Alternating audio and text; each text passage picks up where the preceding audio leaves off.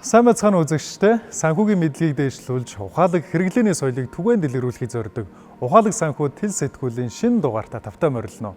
За өнөөдрийнхөө дугаартаа бид амьдралдаа ухаалаг санхүүгийн дадал хэвшлийг бий болгож, зорилгоо бодитоор хэрэгжүүлж чадсан нэгэн хүний санхүүгийн сайн дуугийг та бүхэндээ онцлон хүргэх болно. За түүний туршлагаас бид зөв төлөвлөлт, хэмнэлт, орлогоо өсгөх ухаалаг шийдэл талаар бол суралцах юм аа. Санхүүгийн мэдлэг бол зөвхөн тоо, мөнгөний тухай биш, харин ирээдүгөө өөрийн гараар бүтээх итгэл, төлөвлөлт юм. Тэгэхээр хамтдаа санхүүгийн сайн түүх болон гүйцэтгэе.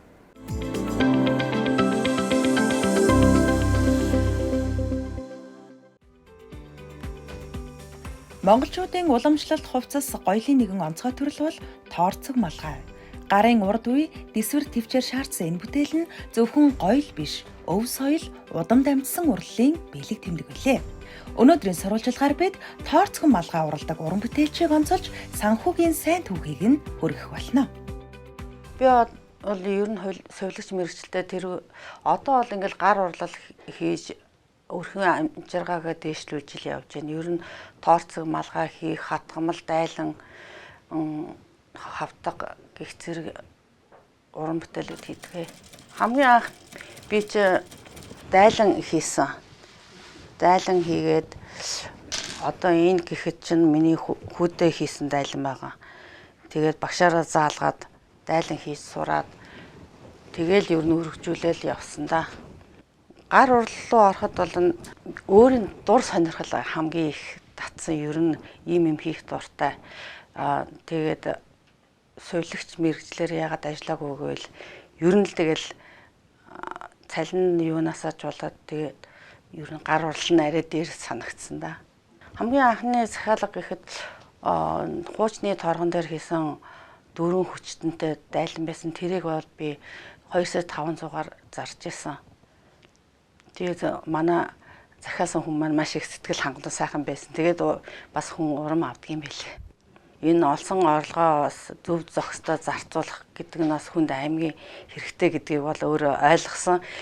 Тэгээд ер нь тэдэнд төгрөг олох юм бол тэгэж зарцуулъя гэж өөртөө дүн шинжилгээ хийгээд одоо жишээлбэл 30% материалдаа, 30% хоримтлалтаа үлдсэний тэгэж зарцуулъя гэж хүн их төлөвлөх ёстой гэдгийг их ойлгосон.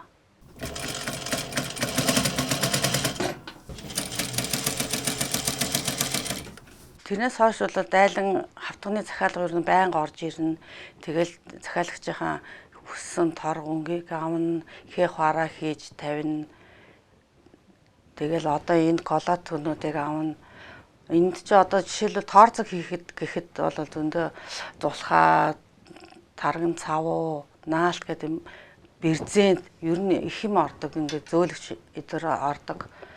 Тэр бүгдийг тооцоотой авч одоо аривч ямагчтал зарцуулах хэрэгтэй гэж боддог.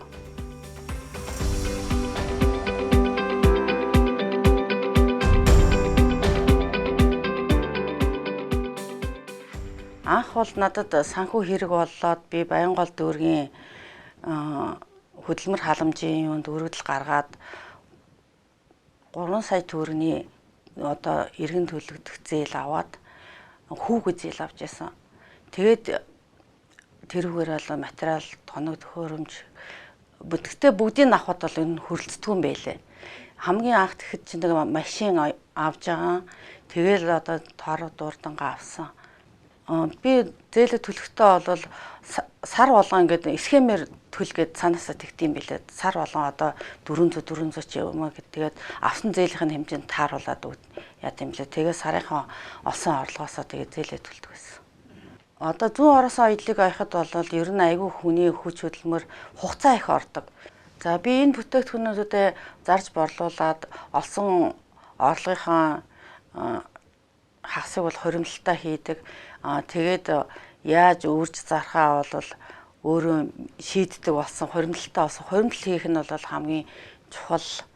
Одоо тэгээд хоримтлал хийсээр хагаад одоо би санхүүгийн эрхчлөөтэй болж бусдад бас дийм болох үүднээс бас орлогоосоо хүмүүст бас юу яадаг. Юм хийгээд бэлгэлдэг, найз нөхдөд бэлгэлдэг, хамаатан садантаа бэлгэлдэг. Энэ бол надад баяр баясгалан өгдөг.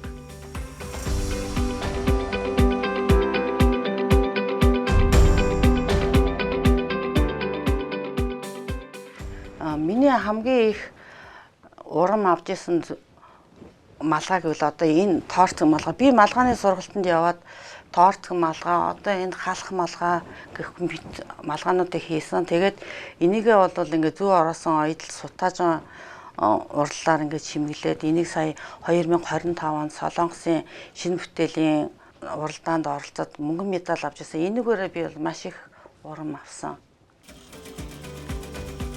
Гар урлалын ухаанаа хөгжүүлж хөдөлмөрийнхөө үнцнийг бүтээж аваа тэрээр санхүүгийн сахилга бат сэтгэлийн хүчээр жижиг үйлдвэрлэлээ өргөжүүлж бичил бизнесийн амжилтын түүхээ бүтээсээр. Түүнийг шиг ур ухаан сэтгэлийн нандин хослол Монгол уламжлалын утгыг шин цагийн өнгөөр уран сайхнаар үргэлжлүүлж байна. Ингээд бид урам зориг хөдөлмөр ухаалаг төлөвлөлтийн хүчийг харуулсан нэгэн сайхан санхүүгийн түүхийг хүлээн авч үзлээ. Харин одоо энэхүү амжилтын цаад учир мөн санхүүгээ зөв төлөвлөж удирдах талаар илүү гүнзгий ярилцах зорилгоор дараагийн булангаа үргэлжлүүлье.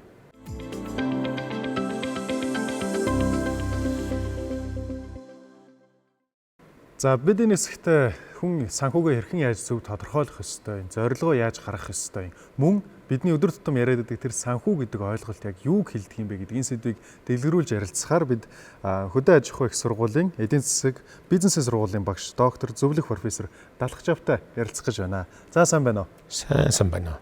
За хоёулаа яриагаа юун түрүүнд санхүү гэж юу юм бэ? Одоо өдөр тутам л яриад байна. Би ийм санхүүгээ ингэж тооцож гин гэл зөвхөн мөнгөн дээр авч яриад байна шүү дээ. Энэ зөвхөн мөнгөөр хязгаарлагдах зүйл юм уу? Тэгэхээр санхүү гэдэг бол өөрөө одоо мөнгийг яаж олох уу? Олсон мөнгөө би ямар зүйлд зарцуулах ёстой тийм ээ? Тэр хуваарлтын асуудал. 3 дугаарт би тэр одоо зарцуулахаар тэр хуваарлтсан байгаа мөнгөө яаж үр ашигтай оновчтой зарцуулах уу гэдэг нэг ийм 3 харилцааны хүрээнд одоо энэ ойлголт багтаж байгаа юм. Би мөнгөө яаж олох уу? Юунд хуваарлах уу? Яаж үр ашигтай зарах уу гэдэг. Энэ ойлголтыг л санхүү гэж байгаа. Хүүний санхүүг яаж хэрхэн зөв тодорхойлох ёстой юм? Мэдээж нэг зорилго гэдэг зүйл байж иж үүсэх байх л да тий. Одоо би юу хийж чадах уу? Ямар орлого олж чадах уу? Би цаашдаа ямар үр дүнд хүрэх үү тийм ээ? Би одоо унаа унштай боломж гэдэг юм уу, орон байртай боломж гэдэг юм уу, одоо боловсролтой хөрөнгө оруулалтын ч гэдэг юм уу, тийм нэг юм зорилго байх хэрэгтэй. За энэ зорилгоо юун төрөнд тодорхойлох хэрэгтэй. Зорилгоо тодорхойлчих юм бол тэрүүн шаардагдах санхүүгийн их усүр хэрэгтэй болж эхэлнэ шүү дээ. Зорилго нь тодорхой бос байгаад хуримтлуулаад идэг. Эсвэл санхүүгийг тооцоод идэг. Энэ урт хугацаанд нөгөө сахилга баттай байж чадахгүй. Замын дундаас хурж ницэх шантрах гэдэг тэр зүйл үүсч магадгүй юм гэж бас эрсдэлээс нь хараад байна л да тий. Тийм учраас таны сая хэлсэнчлэг зорилго гэдэг зүйл маш чухал байгаа даа. За мөн дараагийн анхаарах зүйл бол санхүүгийн одоо хувь хүний санхүүгээ тодорхойлоход юун дээр ер нь анхаарах хэрэгтэй гэдэг юм бэ? Нэг хүнч бай, өрх гэрч бай. Ер нь бол одоо ямар хэмжээний орлого олох боломж байна уу гэдгээ тодорхойлж үзэх хэрэгтэй. За одоо манай гэр бүлийн орлого бол одоо цалингаа сая юм орлого олон, туслах аж ахуйгаа сая юм олон, одоо юу гэдгийг хадгаламж хоримтлал одоо хөрөнгөөсөө юм орлого олон ч гэдэг юм уу тийм ээ. Энэ боломжоо тодорхойлж үзэх хэрэгтэй. За тэгээд энэ тодорхойлсон боломж маань бидний нөгөө түрүүний ярьсан нөгөө зорилгыг хангахад одоо хэдэн хувьд нь хүрэлцээтэй байгаа тийм ээ. За энээсээ хамаарат би яах нь вэ? Би хэдэн жилийн хугацаанд тавьсан зорилгодоо хүрэх ёстой вэ гэдэг нөгөө санхүүгийн төсөөлөлч нь гарч ирнэ шүү дээ. Мөн одоо хүн болго ингээл хувийн санхүү гэж байгаа мөртлөө гэр бүл болоод нэг айл болоод амьдрахад хоёр хүн хамтраад амьдарч шүү дээ. Энэ цаг үе дээр хувийн санхүүгээс гадна гэр бүлийн санхүүг яаж тооцох ёстой юм? Гэр бүл болоод ирнэ гэдэг чинь хамтын амьдралыг бий болгоод эхэлж шүү дээ. Хамтын амьдралыг бий болгоод эхлэхээр зэрэг одоо дундын одоо мэдээ одоо хэрэглээнүүд гараад эхэлнэ. Энэ хэрэглээнүүдийг чинь бас тооцож үзээ тийм ээ. За энэ хэрэглээгээ давсан хэмжээний орлого битэрт байна уу? Тэрнийг одоо цаашаа хоримтлалтай одоо хийгээд тэгээд ирээдүйн одоо орон сууц одоо унаа унш гэдэг юм уу тийм ээ боловсролын гэдэг юм уу энэ лүгэ хийх хэрэгтэй болно. Ер нь бол ингээд хамтын амьдрал зохиож байгаа хүмүүс хамтарч одоо нэг өрхийн төсөвтөө байхгүйгээр тусдаа явах юм бол амьдрал бол одоо төдийлэн тийм одоо бэхжилттэй сайн байж чадахгүй. Ер нь одоо монголчууд ярьдаг штэ. Хамтраад хийгээд бүтээсэн юм бол хамгийн их үн цэнтэй, хамгийн их бат бөх зүйл байдаг. Энэ залуучууд бидний үеийн дунд гардаг бас нэг алдаа бол ингээ ажил хийгээд мөнгө олдог. Үүнийгээ сарын эцэс болоход яг юунд зарцуулсан тодорхой бус байдлаар ингээ үрээ дууссан байдаг те. Хоригдлуулж чадаагүй, яаж ч амжаагүй байтал ингээд мөнгөнд дууссан байна гэдэг энэ сарын эцэс дээр нэг асуултад тулгараад байна л да. Энэ юунаас үүсдэг юм бэ? За энэ чинь л одоо нөгөө санхүүгийн төлөвлөлт. Одоо нөгөө өрхийн төсөв зохиох. За өрхийн төсөв гэхээр л мэдээж одоо нэг юм цаасантаар бичээл хамтарч одоо баталж гар хөлөө өсгөө зураал тамга тэмдэг дараад явах юм биш. Ер нь бол одоо ингээд за өрхийн төсөв бол манайх нэг ийм орлого орох юм байна. За нэг ийм хэмжээний одоо хэрэглээний зардал гарах юм байна. За одоо илүү бас нэг ийм хэмжээний одоо хоримтлал үүсэх боломж байна тийм ээ. Энийгээ сайхан одоо томьёолоод гаргаад ирэх хэрэгтэй. За тэгээд нөгөө түрүүний ярьсан нөгөө хэтийн төлөвөө нөгөө зорилгоо тодорхойлцсон хүн чинь тэр үндэл одоо нөгөө мөнгө хойшно хийн шүү дээ. За тэр мэдээж тэр мөнгийг хийхдээ яг хөөхөр зэрэг одоо нөгөө жамцвын шиг авдрандаа аваачаад хийгээ төгжчих биш тийм ээ. Энэ чи одоо санхүүгийн зах зээл дээр маш их сайхан олон одоо санхүүгийн хэрэгслүүд байна. Энд чинь одоо өстой сонголтоо хийж байгаа хамгийн одоо эрсдэл багтаа зөвлөлөө одоо жоохон ч гэсэн тэр хоримтлалыг голохгүй л одоо тэр санхүүгийн хэрэгсэл байршуулах хэрэгтэй. Бидний дунд байдаг бас дутагдaltaй нэг зүйл бол Монголын маргааш дуустдаггүй гэдэг шиг тий. Хоримтлал үүсгэхээс ингээ хойшлуулад байдаг. За дараа сараас ч гэдэг юм уу. За дараагийн цалин дээрээсээ болъё гэд одоо энийгээ хэрэгжилчээ гэдэг ийм хандлага ажиглагдаад байдаг л да. Хоримтлалын гол ач холбогдол нь юунд байдаг юм бэ? Ер нь одоо мөнгө унтдаггүй гэх нэг үг өгдөг. Мөнгө унтдаггүй. Бид нар бол өөрсдөө унтчихдаг. Мөнгө бол унтж болохгүй. Одоо надад нэг ганц сая төгрөг илүү байгаа бол би тэрнийг яах нь 24 цагийн туршид би эргэлтэнд л оруулах хэрэгтэй. Тэгэхээр тэр одоо өөрт ямар л хоримтлал байна уу тэрнийг би одоо энэ Монголын санхүүгийн зах зээл дээр хамгийн өгөөжтэй, хамгийн эрсдэл багтаа ямар санхүүгийн хэрэгслүүд төрлөө би оруулах хэрэгтэй. Тэгжээж л одоо яа тэр одоо өнөөдөр нэг юм харагдан гут тэрүүнийг сонирхож авчихаал байх юм бол тийм хүмүүс төрөөсөө хадгаламж хоримтлал тогтохгүй. Бүр юм бага наснаас нь эхлээ хүүхдэд суулгах хэрэгтэй дадал байдаг юм уу? Эсвэл амьдрал дээр гараад их сургуулаа төгссөний дараа өөрөө бие дааж явж явах үедээ олж авах хэрэгтэй зүйл байдаг юм уу? Энэ дэр эцэгчүүд ер нь яаж анхаарах хэрэгтэй юм бэ? Бид одоо ингээ хүүхдийг сайхан хүний мэдээж л орхоос нь яах нь одоо миний хүү миний охин энэ одоо ховцаа цэвэрхэн гоё аригтай өмсөх ёстой тийм ээ.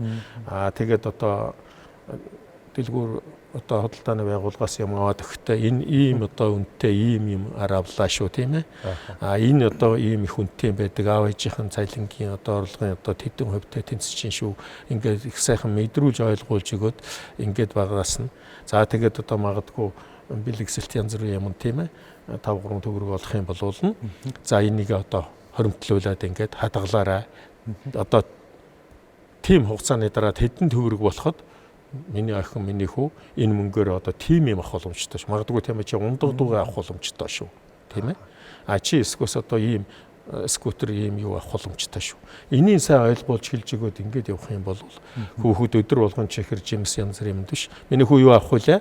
Би 2 жилийн дараа скутертэй болох хэвээр. Ундаг дуугайтай болох хэвээр. Ундаг дуугаа унд чаддаг болохдоо миний хүү шин дугуйтай болцсон байх хэвээр ш. Энэ л ойлголтыг өгөх хэвээр. Тэгжээж л одоо энэ санхүүгийн зөв төлөвшил зөв хүмүүжлэлтэй хүүхэд гарч ирнэ. Тэгэхээр бүр багаас нь л суурийг бэлдэж явах хэрэгтэй байна. За маш их баярлалаа. За баярлалаа. За бид энэ хэсэгт хөдөө аж ахуйн сургуулийн эдийн засаг бизнесийн сургуулийн багш доктор Зөвлөх профессор Талхачаавыг урьж ярилцлаа.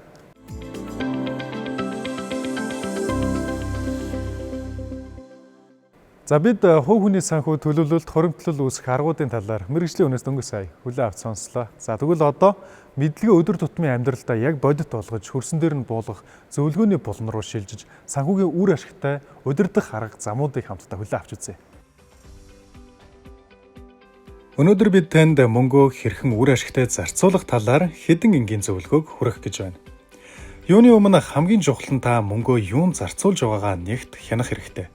Үүний тулд хувийн болон өрхийн төсөв гаргаж өдөр бүр хэдэн төгрөгийг юунд зарцуулж байгаагаа тэмдэглэж хэвших нь зүйтэй.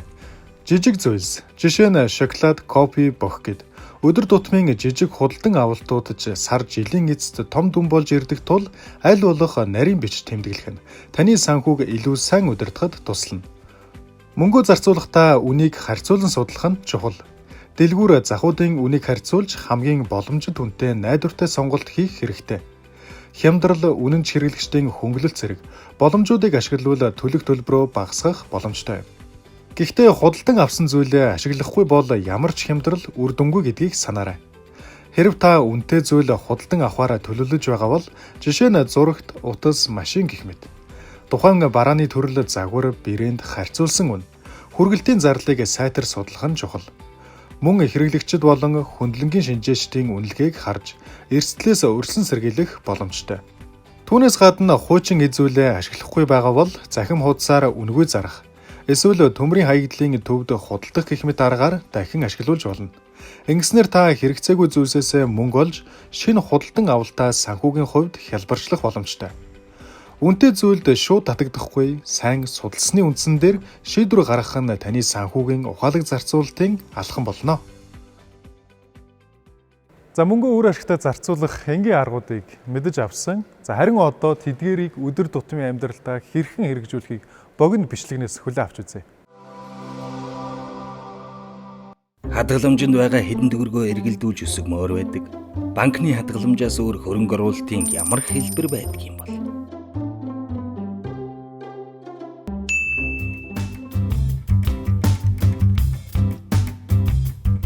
Сайн байна уу?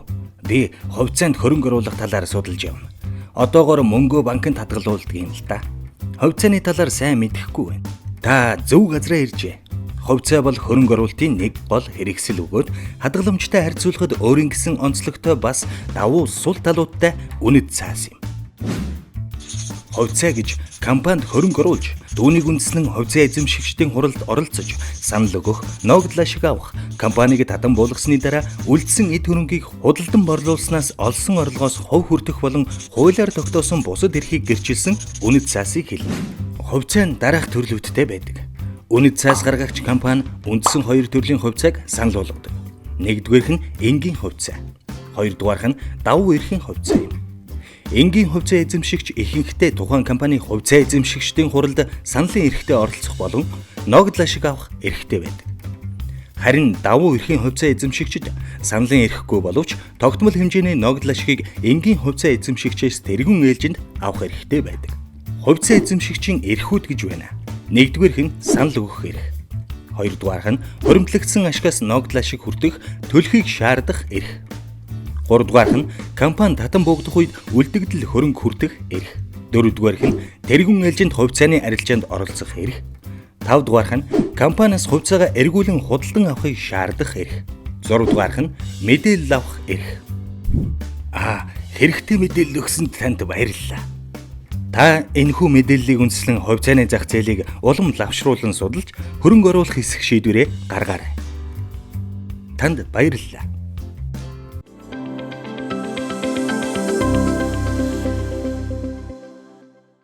За та хуримтлуулсан мөнгөө ухаалгаар ашиглах нь зөвхөн өнөөдрийн тань хэрэгцээг хангахаас гадна ирээдүйн санхүүгийн доктортой байдлыг баталгаажуулах хүчрхэг алхам болдог юм аа. Энгийн хэрэгслээр эхэлж туршлага хуримтлуулснаар дараа нь төрөл бүрийн хөрөнгө оруулалтын боломжийг туршиж, эрсдлийг ухаалгаар удирдах чадвартай нэмэгдэнэ. Хэрв та хувийн жижиг дунд бизнес эрхлэхийг хүсэж байвал хуримтлуулсан хөрөнгөө гарааны их үүсвэр болгон ашиглаж, доктортой орлогын шинэ их үүсвэртэй болоорой. Нэвтрүүлэгт хамтдаа ирсэн та бүхэнд баярлалаа. Ухаалаг санхүү тэл сэтгүүл байлаа.